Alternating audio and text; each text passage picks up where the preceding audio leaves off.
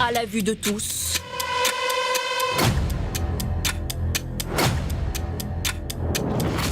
C'est Arsène Lupin, c'est pas possible.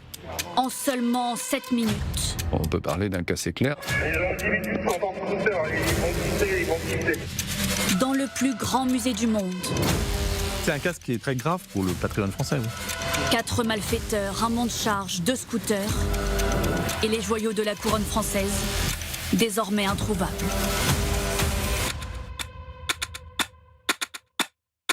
Tout le monde s'interroge, qui a osé s'en prendre aux bijoux du musée du Louvre? J'ai compris immédiatement que c'était un événement très grave.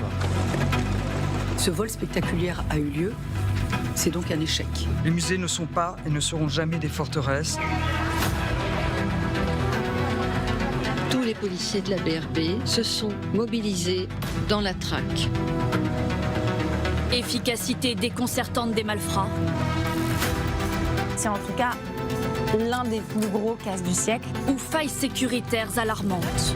Ce type de drame était attendu. Il y a tous les ingrédients d'une très forte charge médiatique attachée à cette affaire. Et pour retrouver leurs traces, l'enquête tentaculaire de la police française. C'est une course contre la montre. La vraie question, c'est où sont les bijoux? Le Louvre, victime du plus gros casse de son histoire.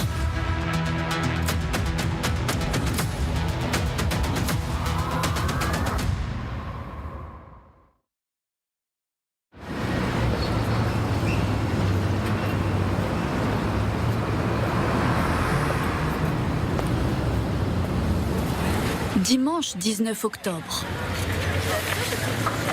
Les premiers rayons du soleil sur la pyramide du Louvre. Ça partait pour être un dimanche habituel et rien ne nous permettait de le distinguer des autres dimanches. On est ouvert de 9h à 18h. Rien d'extraordinaire, tout le monde commence sa journée, les collègues sont à leur poste, les premiers visiteurs commencent à circuler dans les espaces. Ça n'a pas duré longtemps.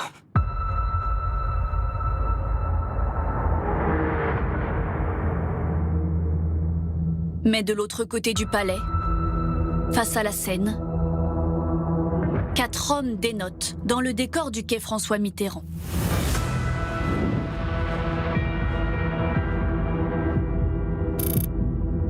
Vers 9h30, les individus arrivent avec un camion monte-charge qu'ils garent à l'arrière du bâtiment du musée du Louvre. On voit se garer à proximité immédiate du musée, en fait, sous la fenêtre de la galerie d'Apollon, 2 scooters et un engin de chantier. C'est pas un engin de chantier ordinaire non plus, c'est un engin avec un bras élévateur. Ils mettent les cônes pour faire croire qu'il y a des travaux.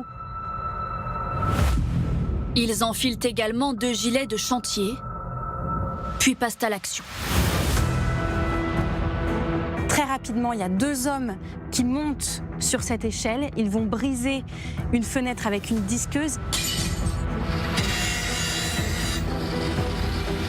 Ils ouvrent cette fenêtre, ensuite ils pénètrent dans la galerie. Les collègues dans les salles immédiatement adjacentes, alertés par le bruit, se précipitent et constatent qu'on est au cours d'une intrusion. Ils menacent les personnes qui sont en charge de la surveillance et ils vont les orienter vers une mission bien particulière qui est la sécurité des visiteurs. En éloignant le public, ils leur ont libéré de l'espace pour qu'ils puissent commencer à découper les vitrines à l'aide de la même disqueuse. Ensuite, ils sont repartis par là où ils sont entrés, c'est-à-dire par la fenêtre, en utilisant ce bras élévateur de cet engin de chantier.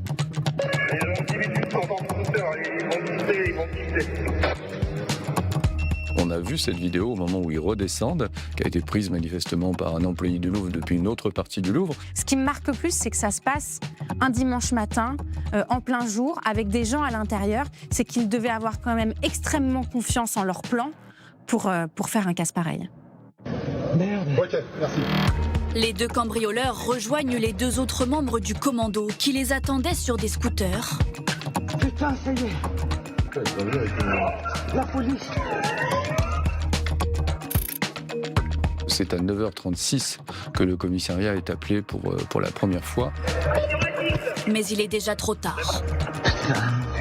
Ils sont partis.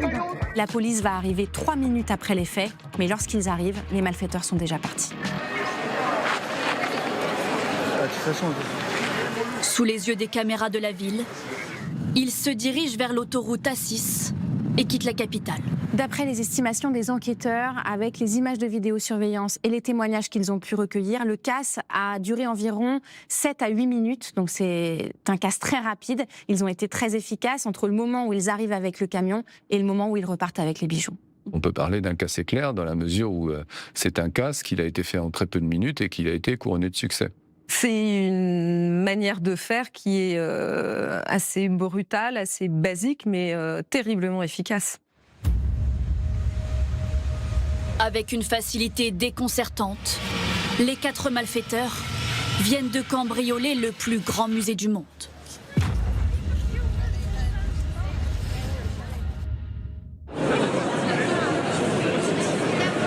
Immédiatement, le Louvre devient un huis clos.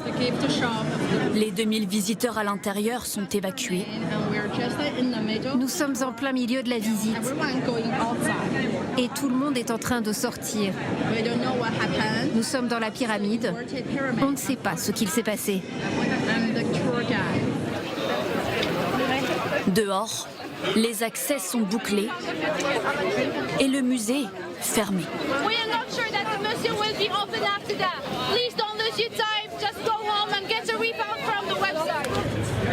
On a commencé à visiter les salles, puis après ils nous ont gentiment demandé d'évacuer, parce que visiblement il y avait une tentative de vol ou quelque chose comme ça. Des personnes se sont mises à courir et les agents nous ont dit de partir, vite, vite. Donc on a couru, ils nous ont demandé de sortir. Nous étions sur le point de voir la Joconde quand ils nous ont fait sortir de la galerie et prendre les escaliers près de la Victoire ailée. Puis nous nous sommes dirigés vers la sortie. On ne s'est pas rendu compte que c'était tout le musée qui était en train d'être évacué. Oui, on n'aurait jamais pensé que quelqu'un pourrait voler quoi que ce soit ici. À cause de... La sécurité, donc. Les couloirs désormais vides. La ministre de la Culture et la directrice du musée arrivent. L'heure est venue de constater les dégâts, loin des regards. Car dehors, les premiers journalistes, français et étrangers, sont déjà là. La nouvelle est lancée.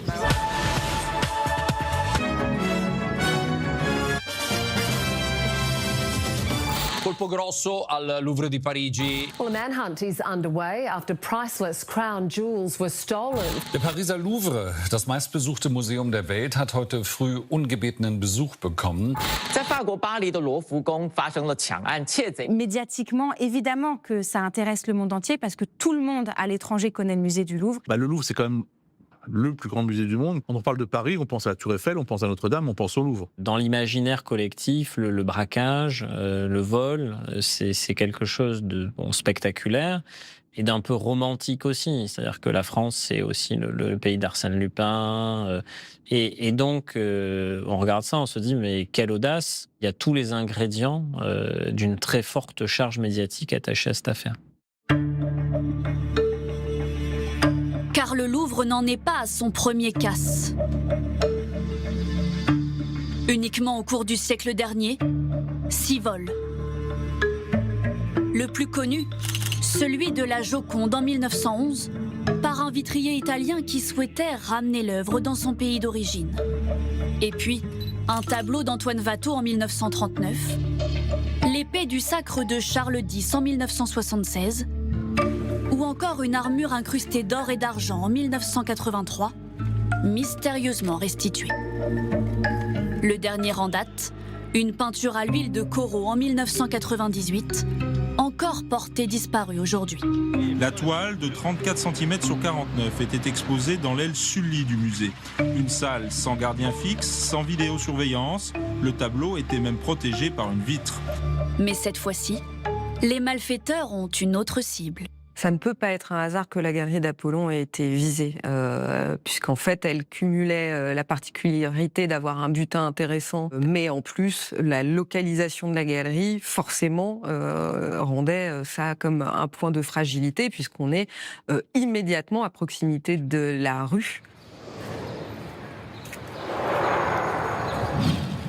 Alors, elle est du côté sud du Louvre, dans l'aile de Non, au bout de la Grande Galerie, perpendiculaire à la Grande Galerie et au premier étage de cette galerie.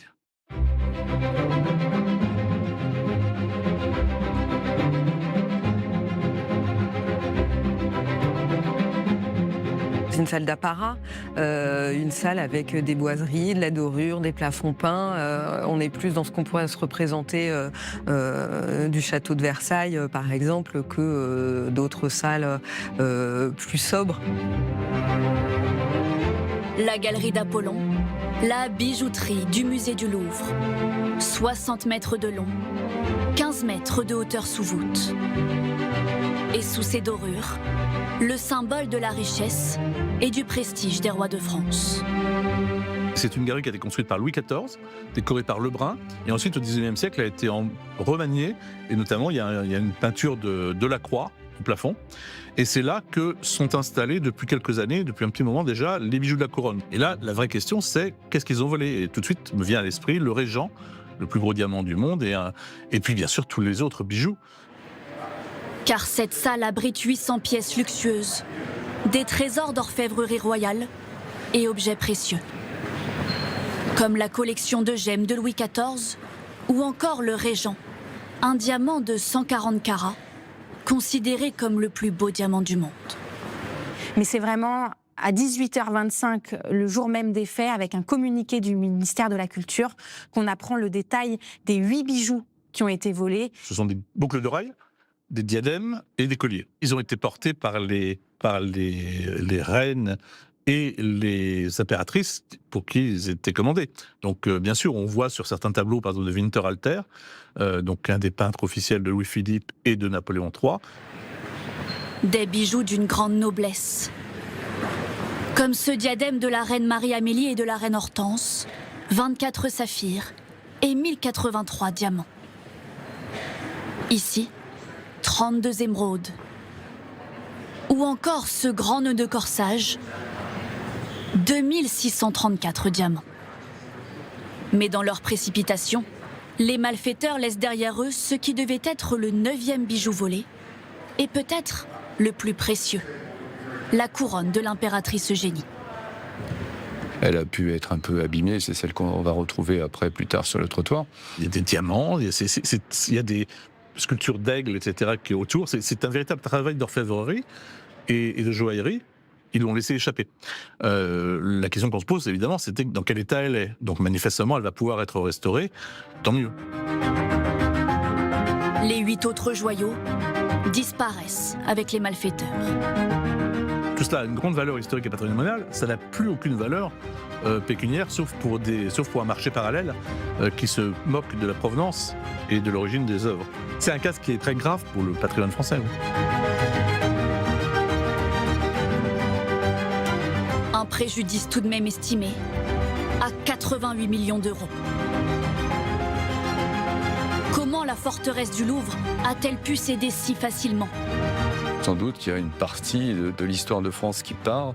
On se dit que c'est notre histoire, on se dit qu'elle n'était pas protégée, et on se dit qu'il est parti, que peut-être elle ne sera pas retrouvée.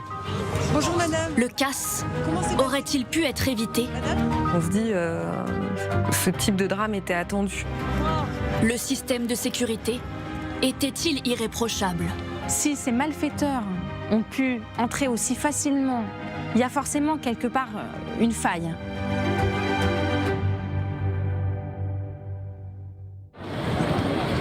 Dès les premières heures, et pour les mois à suivre, la sécurité du Louvre est au cœur des interrogations. Pour la Commission de la Culture au Sénat, le constat est clair.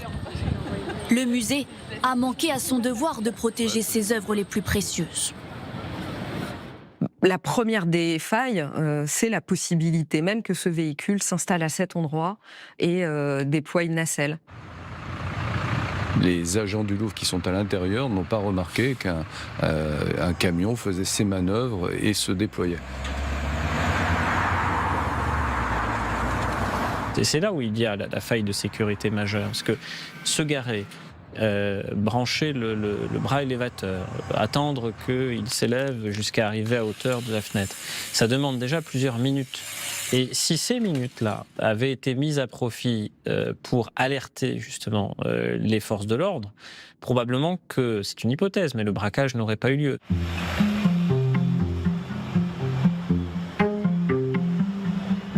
Très vite, on va nous expliquer que la caméra qui est positionnée à l'extérieur du bâtiment à cet endroit-là n'est pas dans le bon angle et donc qu'elle ne filme pas la scène. Du côté de la galerie d'Apollon, la seule caméra qui est posée en direction de l'ouest et donc ne couvrait pas le balcon concerné par l'effraction. La ministre le reconnaît, c'est un défaut de sécurité.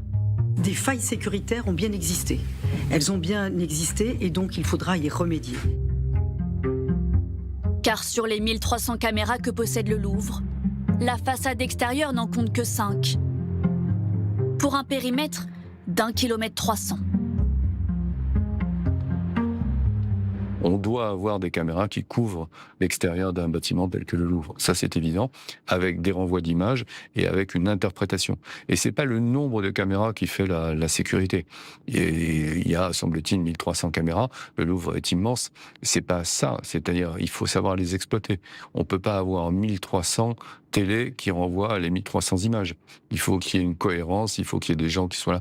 Et peut-être l'intelligence artificielle qui permet, avec des caméras, d'avoir une réaction par rapport à un comportement inhabituel. Je veux dire que si vous mettez une caméra sur une fenêtre et si la fenêtre s'ouvre, ça doit déclencher une alarme. C'est ça qui a manqué.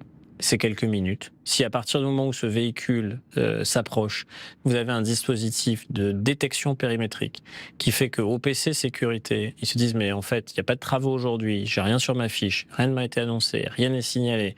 Eux, ils n'ont strictement rien à faire là. J'envoie une équipe d'agents de surveillance humaine sur place et je doublonne par une alerte des forces de l'ordre. Si vous avez eu cette combinaison-là de je détecte, j'interviens, et j'appelle en appui les forces de l'ordre, il n'y avait pas de braquage. Le temps. L'ennemi numéro 1 des enquêteurs le jour du casse. Arrivé une poignée de secondes après le départ des malfaiteurs à scooter. Aurait-il pu gagner du temps et être alerté plus tôt? Car selon la directrice du musée, les alarmes ont bien sonné. Celle de la fenêtre à 9h34 et celle des 2 vitrines à 9h35. Mais la police n'est avertie qu'à 9h36 par une alarme pourtant directement reliée au Louvre.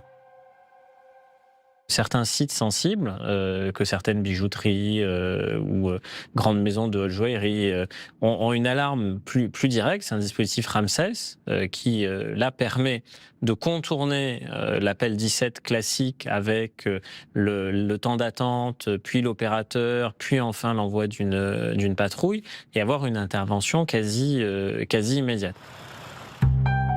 Pourquoi ce bouton, censé avertir plus vite, plus efficacement, n'a pas été actionné plus tôt, dès la première alarme à 9h34 ? Où sont passées ces 2 minutes qui auraient pu coûter très cher aux malfaiteurs ?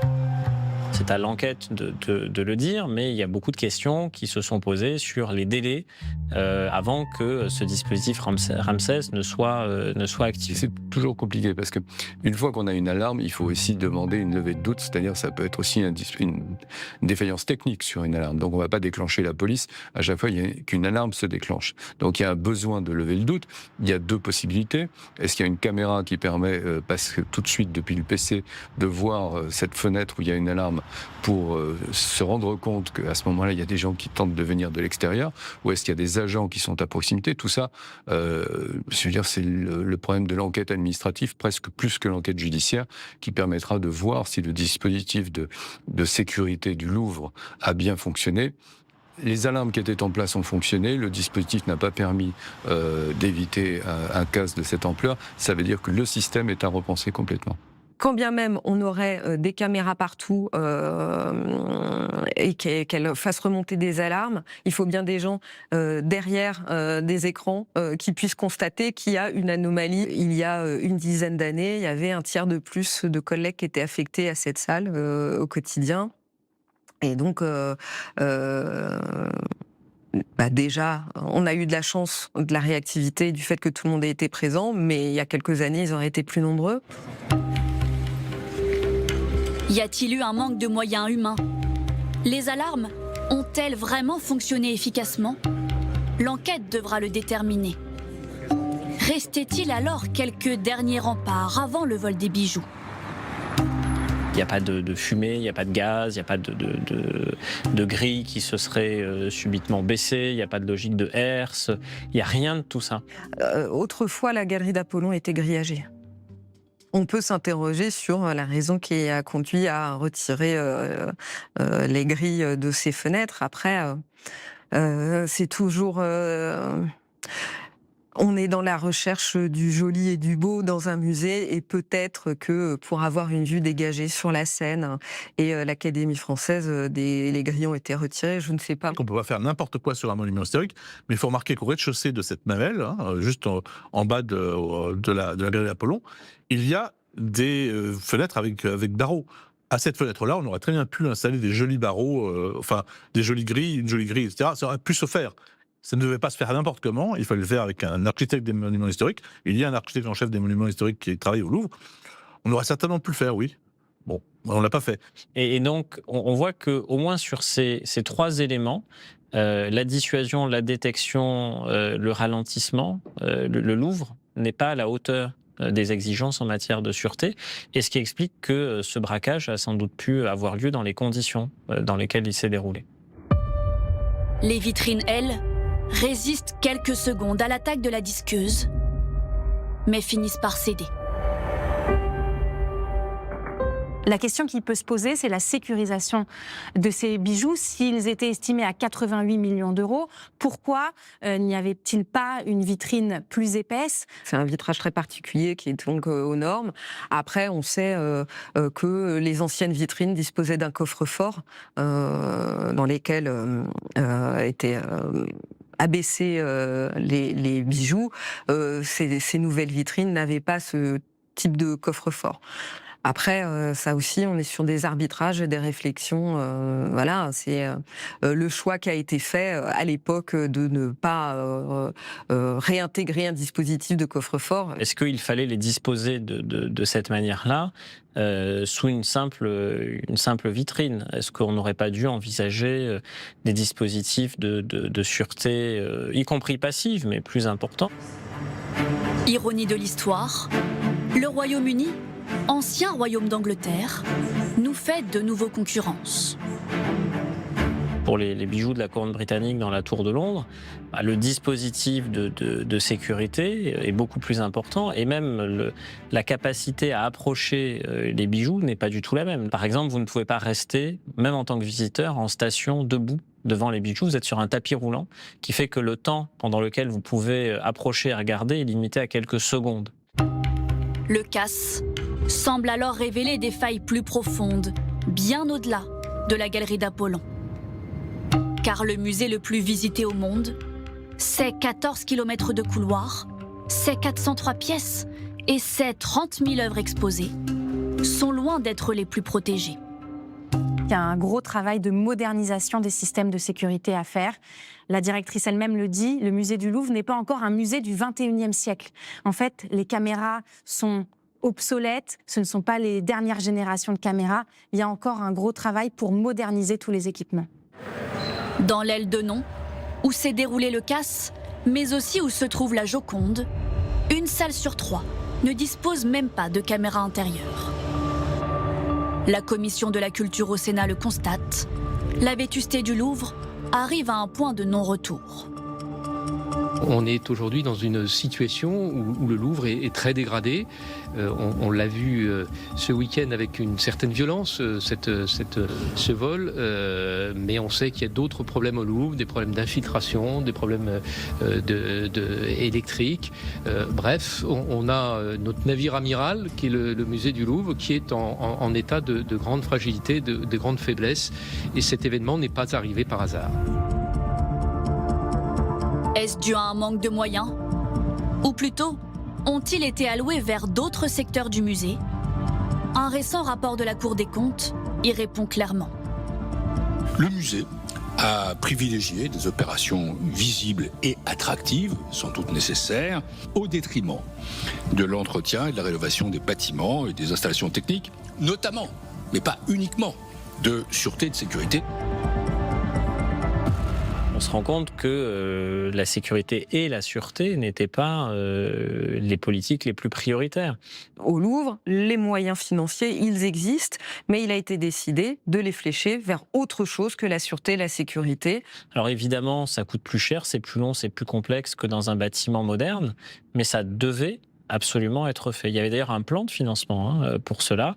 Il a pris du retard dans son déploiement. En tout cas, quand on apprend qu'on en était toujours à la phase de sélection, d'appel d'offres de certains candidats qui devaient installer du matériel, bon, c'est pas satisfaisant.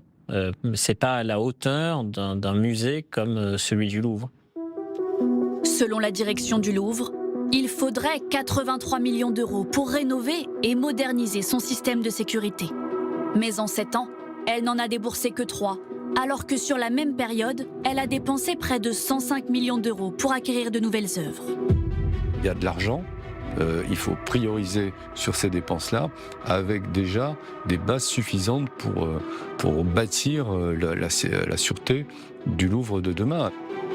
Pourtant, les magistrats de la Cour des comptes avaient déjà alerté le musée, dès 2017, dans un audit.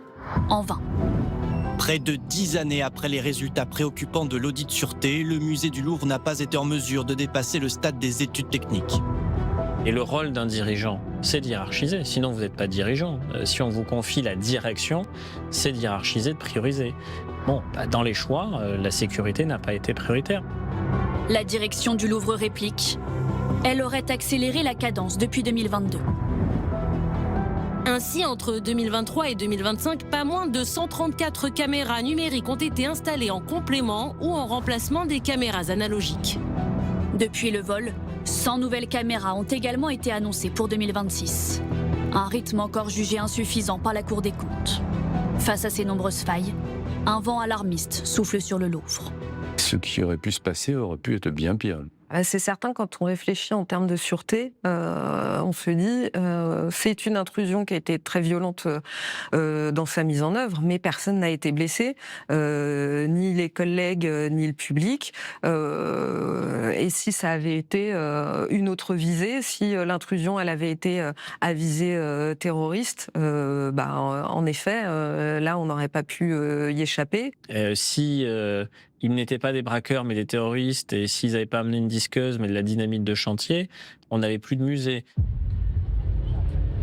L'armure du musée du Louvre, dépiécée, aux yeux du monde entier. Mais le casse, que certains surnomment le casse du siècle, était-il pour autant parfait?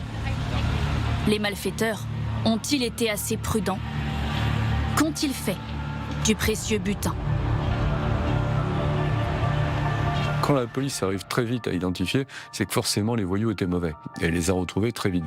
Déjà, ils avaient prévu de brûler le monte-charge, le camion de monte-charge qu'ils ont utilisé pour grimper jusqu'au premier étage du musée du Louvre. Ils avaient prévu de le brûler et ça n'a pas marché. Donc les enquêteurs ont retrouvé un jerrycan et de l'essence à proximité. Leur fuite a été un peu précipitée par justement l'arrivée de la police.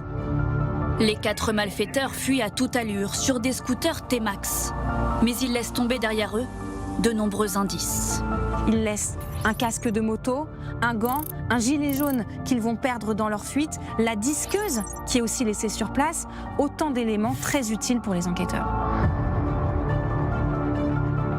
Autant d'objets abandonnés que de traces permettant aux enquêteurs de remonter leur piste. Dès leur arrivée sur les lieux, La police technique et scientifique passe la rue au peigne fin et tente de reconstituer la scène grâce aux caméras de la ville. Un dispositif détaillé par le ministre de l'Intérieur dès le lendemain du cambriolage. Nous avons un réseau de caméras, de vidéoprotection dans la capitale et même ailleurs, y compris sur le réseau autoroutier, dans d'autres communes que Paris, qui fait qu'il y a énormément de vidéos. Et c'est une des pistes de travail, évidemment, des enquêteurs, évidemment. Il y a deux opérations à mener en parallèle. On savait qu'ils avaient fui en scooter, on connaissait l'axe de fuite. Donc là, il y a un travail plus de recherche. Vraiment presque de recherche de fugitifs. Donc c'est exploiter les vidéos par rapport aux axes de fuite, voir jusqu'où on arrive à suivre les véhicules, si on arrive à les localiser, etc. Et parallèlement à ça, il y avait des traces et indices à exploiter sur place, notamment de l'ADN. On a vu des policiers de police technique et scientifique qui ont passé des heures à essayer de retrouver des traces sur la fenêtre, par exemple. Très vite, les enquêteurs trouvent une correspondance dans leurs fichiers. Et en fait, ces ADN, ils vont matcher avec le fichier des empreintes génétiques, avec des gens qui étaient déjà connus des services de police. Le plus dur, c'est l'identification. Mais si vous laissez votre ADN, vous facilitez la tâche, évidemment, aux enquêteurs. Il ne faut pas oublier qu'il y a une deuxième scène qui est le vol, le lieu du vol de la nacelle, enfin du plan incliné. Le monte charge, élément déterminant dans l'enquête. L'appareil aurait été volé 9 jours avant, dans une ville qui ne semble pas avoir été choisie par hasard. Louvre, dans le Val d'Oise. Pure coïncidence ou provocation ultime des malfrats? Tout ça, évidemment, dans le cadre de l'enquête, ça permet de tirer des fils, de remonter des filières et d'identifier des personnes suspectes. Et puis ça consolide le travail d'enquête. Si l'enquête mettait à jour le fait que telle personne qui a dérobé le véhicule nacelle était aussi une personne qui a braqué, c'est plus d'éléments à charge contre elle. Mis bout à bout, chaque élément permet aux enquêteurs de suivre le fil rouge qui a conduit au vol et d'arrêter les premiers suspects. À peine une semaine après les faits, il y a déjà une série d'interpellations avec des gens qui font partie du commando.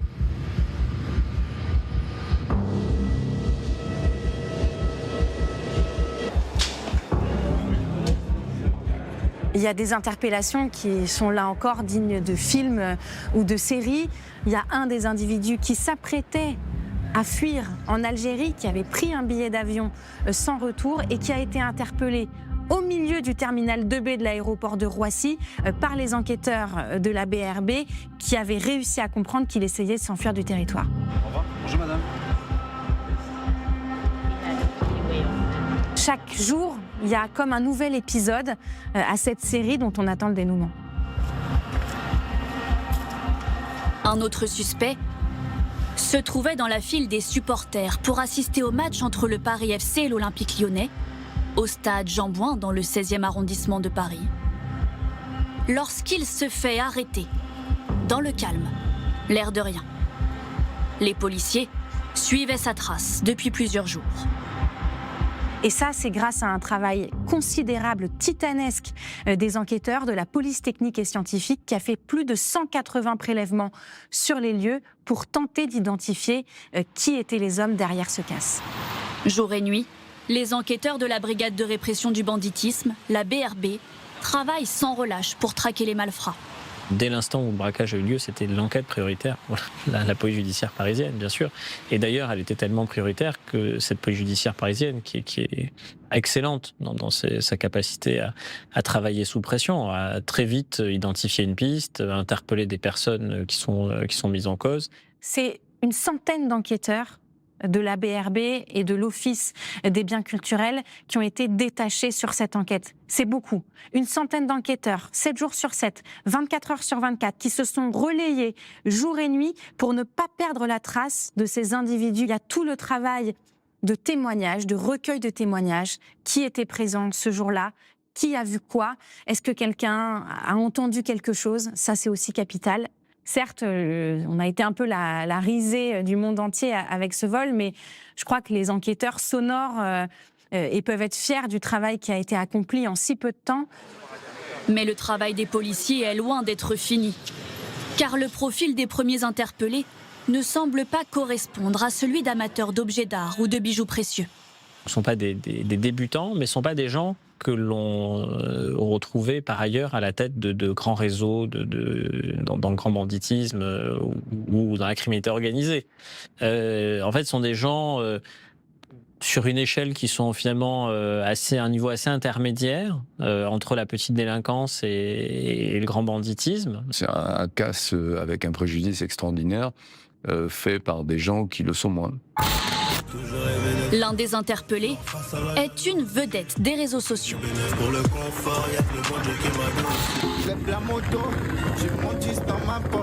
Son pseudo, Doudou Cross Bitume, également surnommé la légende du motocross.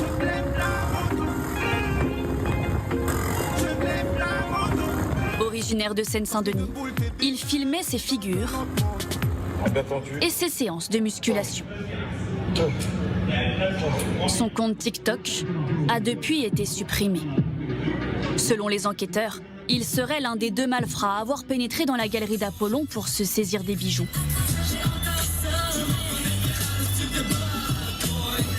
Après 96 heures de garde à vue, il avoue sa participation au cambriolage, est mis en examen et placé en détention provisoire. Mais devant la police, il indique avoir agi sur commande d'individus encore non identifiés. Qui serait alors le cerveau du casse ? C'est sûr qu'on ne fait pas ça à l'improviste, à la légère. On ne se dit pas un matin « et tiens, et si on allait faire un casse au musée du Louvre ». C'est sûr qu'il y a eu de la préparation. Là, l'enjeu, c'est évidemment de faire parler les mises en cause. C'est un peu comme le dilemme du prisonnier. C'est cette équation où vous mettez des personnes dans des salles différentes et vous les mettez face à un dilemme de coopération ou de trahison. C'est-à-dire que si toutes gardent le silence, elles ont une peine plus importante que s'il y en a une qui décide de le rompre au détriment de tous les autres. Et donc l'enjeu, c'est ça, c'est de prendre les personnes mises en cause les unes après les autres en disant bon, si vous nous donnez cette information, on est très clément avec vous, les autres prendront un maximum, mais vous, en tout cas, vous pouvez espérer une mansuétude ou une clémence importante. C'est pas, se pousser à la trahison des complices, c'est pas ce qui fonctionne à tous les coups, mais ça peut aider. Car malgré l'avancée de l'enquête, le mystère demeure. La vraie question, c'est où sont les bijoux ? La partie peut-être la plus compliquée à préparer pour les malfaiteurs, c'est comment écouler cette marchandise. On le sait, ce ne sont pas des bijoux qui sont faciles à revendre, ce ne sont pas des bijoux anodins. Ou est-ce que ces bijoux avaient un commanditaire isolé qui va les garder chez lui pour son seul bénéfice ? Moi, je n'y crois pas du tout, en tout cas pas un collectionneur dans les pays européens. Pourquoi ? Parce qu'un collectionneur qui a de l'argent, il peut acheter sur le marché ses œuvres. Il y en a de temps en temps qui passent encore en vente. Est-ce que ces bijoux ont été dessertis pour être revendus ? Est-ce que les supports sont fondus ? Sur des bijoux qui datent du 19e siècle, on n'a pas les mêmes méthodes de traçabilité, de marquage des pierres que, évidemment, au 21e siècle. Comment retrouver leurs traces ? Peuvent-ils avoir totalement disparu des radars ? Il y a plusieurs façons d'essayer de retrouver ces bijoux pour les enquêteurs, soit en essayant de surveiller discrètement des réseaux de receleurs qu'ils connaissent, c'est-à-dire en surveillant discrètement sur le dark web s'il y a des personnes qui essayent de revendre la marchandise, soit c'est en faisant parler les personnes qui ont déjà été interpellées, en essayant de comprendre quel était le plan et surtout de savoir où sont les bijoux aujourd'hui. 8742 diamants, 212 perles, 36 saphirs et 35 émeraudes, tous disparus. Ces joyaux sont dorénavant, bien évidemment, invendables. Pour rappel, s'il en était besoin, quiconque les achèterait se rendrait coupable à son tour de recel de ce crime. Il est encore temps de les restituer. 88 millions d'euros volés et tout un patrimoine arraché à celui qui devait en être le gardien. On avait beau savoir les risques qu'on courait, c'est une meurtrissure d'avoir été mis à nu comme ça, dépossédé de collections dont c'est notre mission première de les préserver. Le mystère du casse du Louvre sera-t-il un jour percé? J'espère qu'on les retrouve et qu'on les retrouve intacts. Tous les coupables interpellés. Autant il est très probable qu'au terme de cette enquête, un maximum de personnes, voire la totalité des personnes impliquées, finissent par être identifiées, autant il est moins probable qu'on finisse par retrouver les bijoux. Et l'image du musée redorée. Je comprends, et on comprend que ce soit compris comme étant le casse du siècle. Il le restera probablement, mais c'est pas une gloire. Louvre Nouvelle Renaissance.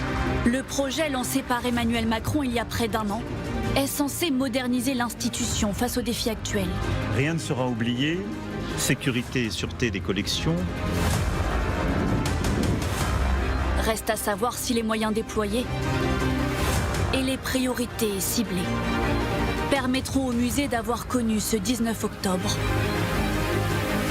le dernier casse de son histoire.